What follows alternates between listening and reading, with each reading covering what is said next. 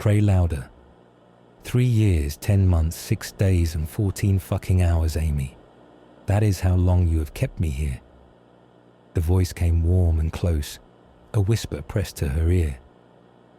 You know what time tastes like to me. Copper on the tongue, dust in the teeth.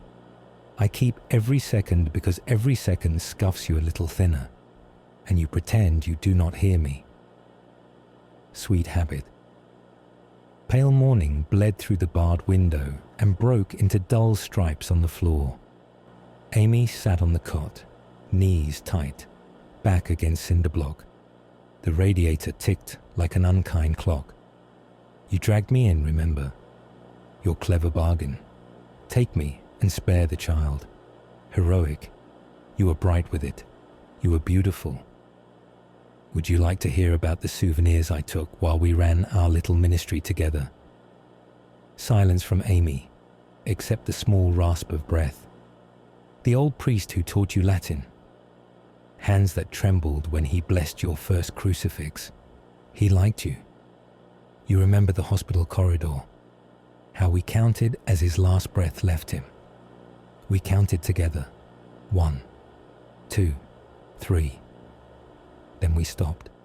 Your nephew, the one who slipped you prayer notes, folded into tight stars. You kept one in your wallet until the paper wore thin. We met him behind the church near the dumpsters. We could smell the sweet scent from the bake sale.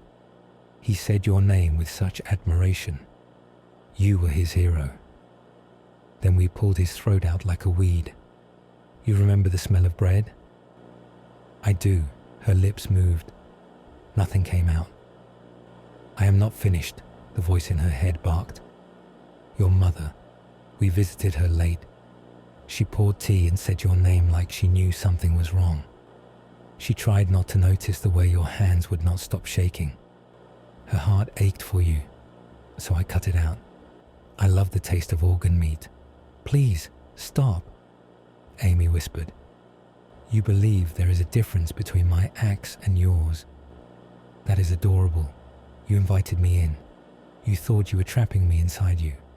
You're not my prison. You're my parish. Amy rocked, small motion, forward and back. Do not worry. I have favorites too. Your partner, such a cold word for someone you claim to love. She said she would never leave you. She looked surprised when the knife dragged across her throat. I loved the way it felt when her hot blood sung across our face. Tears crawled down her face. We killed 33 people. You tell yourself you didn't, that I controlled you. Do you really think I could have done all that without you?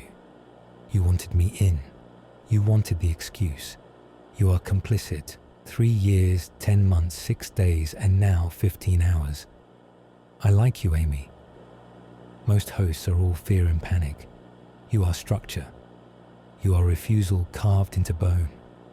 I stay because watching you break by degrees is the only art worth having. Stop, she said. You need me. I give you edges. If I fall silent, you will have to listen to the other thing. The emptiness where your God should be. Such a tidy absence. Her lips began to shape old syllables. Habit carried them when courage would not. Pater noster, qui es in caelis, sanctificetur nomen tuum. The voice leaned in, tender as a knife. Louder. I want everyone to hear. She swallowed and pushed the words again. Adveniat regnum tuum, fiat voluntas tua. Yes, pray louder. I want to hear the silence of your God. That was Pray Louder, a quickfire story for Karl Otto's dark anthology. This one came from a prompt by Drew. 3 years, 10 months, 6 days, and 14 fucking hours, Amy. The quickfire rules are simple. I take your prompts, write a complete story in under 3 hours, and keep it under 500 words. But some stories take a little more. This one landed at 605 words, and I couldn't cut it further without going over time. I'll be revisiting this piece in the future, expanding it to somewhere between 1 and 2,000 words. There's more to Amy's story than I could fit here. If you like this story, make sure to follow me here for new Quickfires every Monday, Wednesday, and Friday. Join me on Substack at Karl Otto's Dark Anthology for written versions of my work and exclusive stories and updates. Like, comment, and share. Your prompts fuel the next nightmare. This is Karl Otto's Dark Anthology, where your nightmares breathe.